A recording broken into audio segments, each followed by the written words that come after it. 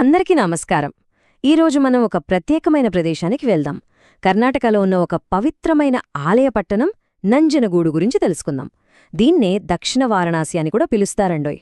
అక్కడికి వెళ్లగానే మనల్ని ఆహ్వానించేది కపిలానది. ఆ నది ఒడ్డునే ఉన్న ఈ పవిత్ర పట్టణం, దాని ఆధ్యాత్మికత, చుట్టూ ఉన్న ఆ సుందరమైన వాతావరణం మనల్ని ఓ ప్రశాంతమైన ప్రపంచంలోకి తీసుకెళ్ళిపోతుంది నిజంగా. సరే, ఈరోజు మన ప్రయాణంలో ఏమేం చూడబోతున్నామో ఓసారి చూద్దాం. ముందుగా దీనికి దక్షిణ కాశీ అనే పేరెందుకొచ్చిందో తెలుసుకుందాం. ఆ తర్వాత కపిలా నది, అక్కడి ఆచారాల గురించి మాట్లాడుకుందాం. అప్పుడు ఆలయ చరిత్రలోకి ఓ లుక్కేసి చివరిగా ఇక్కడ జరిగే ఓ భారీ ఉత్సవం గురించి తెలుసుకుందాం. ఓకే, మనం మొదటి విభాగానికి వచ్చేశాం. అసలు శైవమతంలో ఈ నంజనగూడికి అంత ప్రాముఖ్యత ఎందుకుందో తెలుసుకుని మన ప్రయాణాన్ని మొదలుపెడదాం. దక్షిణ కాశీ, ఈ పేరు వినగానే మనకర్థమవుతోంది కదా, అంటే దక్షిణ దిక్కున ఉన్న కాశీ అని.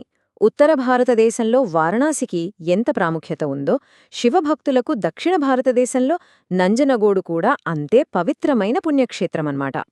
అసలు ఈ పట్టణానికి నంజనగూడు అనే పేరు ఎలా వచ్చిందంటే, ఇక్కడి ప్రధాన దైవం నంజుండేశ్వరుడు, ఆయనే శివుడు. నంజుండేశ్వరుడు అనే పేరుని విడదీస్తే నంజు అంటే విషం, ఉండేశ్వర అంటే సేవించినవాడు. మీకు గుర్తుందా సముద్రమదనం కథ? అందులో శివుడు హాలాహలం తాగుతాడు కదా, ఆ ఘట్టం నుంచే ఈ పేరు వచ్చింది. సరే, ఇప్పుడు మన ప్రయాణంలో తర్వాతి ఘట్టానికి వెళ్దాం. అదేంటంటే ఇక్కడి పవిత్ర నది కపిల, ఇంకా దాంతో ముడిపడి ఉన్న ఆచారాల గురించి తెలుసుకుందాం. చూడండి, ఇక్కడికొచ్చిన ఒక యాత్రికులేమంటున్నారో, నిజమైన ఆధ్యాత్మిక అనుభూతి కావాలంటే నంజుండేశ్వరుడి దర్శనానికి ముందు కపిల నదిలో పవిత్ర స్నానం తప్పకుండా చెయ్యాలి అని.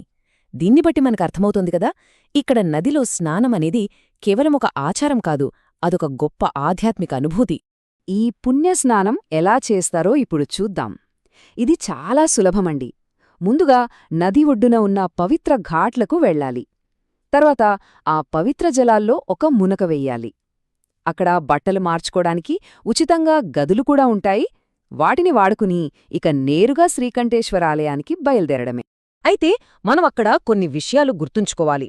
ఆ నది పవిత్రతను, మన భద్రతను కాపాడుకోవడానికి కొన్ని నియమాలున్నాయి. నదిలో సబ్బులు, షాంపూలు వాడకూడదు. అలాగే సేఫ్టీ కోసం ఏర్పాటు చేసిన చోట మాత్రమే స్నానం చేయాలి. ముఖ్యంగా వర్షాకాలంలో నీటి ప్రవాహం బలంగా ఉండొచ్చు, సో కొంచెం జాగ్రత్తగా ఉండాలి. చివరగా చెత్తను, తడిబట్టలను అక్కడి డబ్బాల్లోనే వేయాలి. ఇవన్నీ పాటిస్తే ఆ పవిత్ర స్థలాన్ని మనం గౌరవించినట్టే కదా. ఇప్పుడు మనం అసలైన విషయానికి వస్తున్నాం. నంజనగూడుకు గుండకాయలాంటిది. దాని చారిత్రక, వాస్తుశిల్ప అద్భుతం శ్రీకంఠేశ్వర ఆలయం. దాని కథేంటో చూద్దాం రండి. వావ్! ఈ ఆలయం అందం చూశారా? ఒక్కో శిల్పం ఎంత అద్భుతంగా ఉందో! ఇది కేవలం ఒక రాజవంశం కట్టింది కాదు, చాలా రాజవంశాల వాస్తుశిల్పశైలులు ఇక్కడ కలిసిపోయాయి.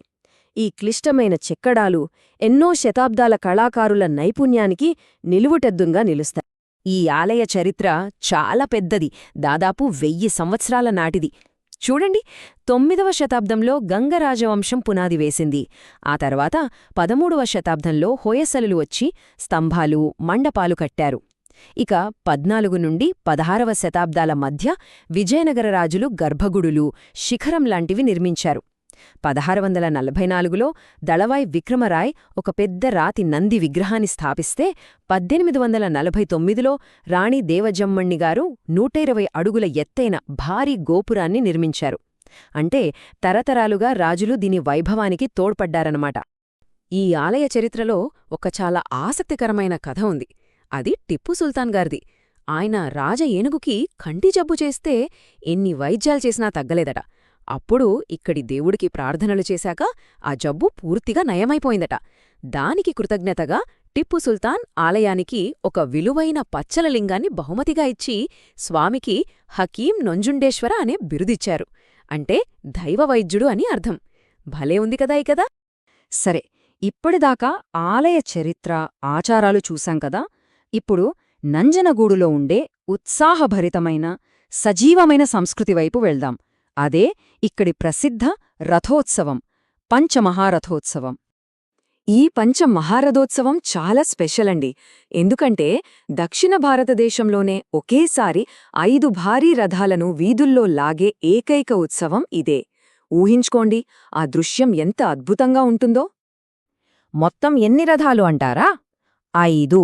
గణపతి, చండికేశ్వరుడు, సుబ్రహ్మణ్యుడు, పార్వతీదేవి, ఇంకా అన్నిటికంటే ముఖ్యమైన గౌతమ రథం. ఇలా 5 పవిత్ర రథాలు ఈ ఊరేగింపులో పాల్గొంటాయి. ఇక ప్రధాన రథం అంటే నంజుండేశ్వరుడి ఉత్సవమూర్తిని మోసే గౌతమ రథం ఎత్తు ఎంతో తెలుసా?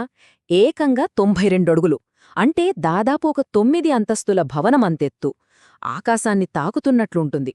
నిజంగా ఆశ్చర్యంగా ఉంటుంది. ఎత్తు మాత్రమే కాదు, బరువు కూడా అంతే భారీగా ఉంటుంది. ఆ గౌతమ రథం బరువు సుమారు 250 టన్నులు. మరి అంత బరువున్న రథాన్ని ఎలా లాగుతారబ్బా? వేలాది మంది భక్తులు అందరూ కలిసి జై నంజుండేశ్వర అని నినాదాలు చేస్తూ లాగుతారు. వాళ్ల భక్తి, వాళ్ల శక్తి అదే ఈ రథాన్ని ముందుకు కదిలిస్తుంది. చూశార్కదా, ఒకవైపు పవిత్ర నదిలో ప్రశాంతమైన స్నానం, మరోవైపు 1000 ఏళ్ల చరిత్రకు సాక్ష్యంగా నిలిచిన ఆలయం, ఇంకోవైపు కళ్ళు చెదిరేంట భారీ విశ్వాస ఉత్సవం. వీటన్నిటితో నంజనగూడు అనేది చరిత్ర, ఆధ్యాత్మికత, సంస్కృతి కలిసే ఒక అద్భుతమైన ప్రదేశం. ఇంత పురాతన విశ్వాసం, ఇప్పటికీ సజీవంగా ఉన్న సంప్రదాయమున్న ఈ ప్రదేశం ఆలోచించండి. మరో 1000 సంవత్సరాల తర్వాత ఇంకెన్ని కథలను చెబుతుందో కదా. ఈరోజు నాతో పాటు నంజనగూడు ప్రయాణం చేసినందుకు చాలా ధన్యవాదాలు. మీకు ఈ విశ్లేషణ నచ్చినట్లయితే దయచేసి లైక్ చేయండి, సబ్స్క్రైబ్ చేసుకోండి. మా ఛానల్కు మద్దతివ్వడానికి మీ స్నేహితులతో కూడా పంచుకోండి. మరో ఆసక్తికరమైన విషయంతో మళ్ళీ కలుద్దాం.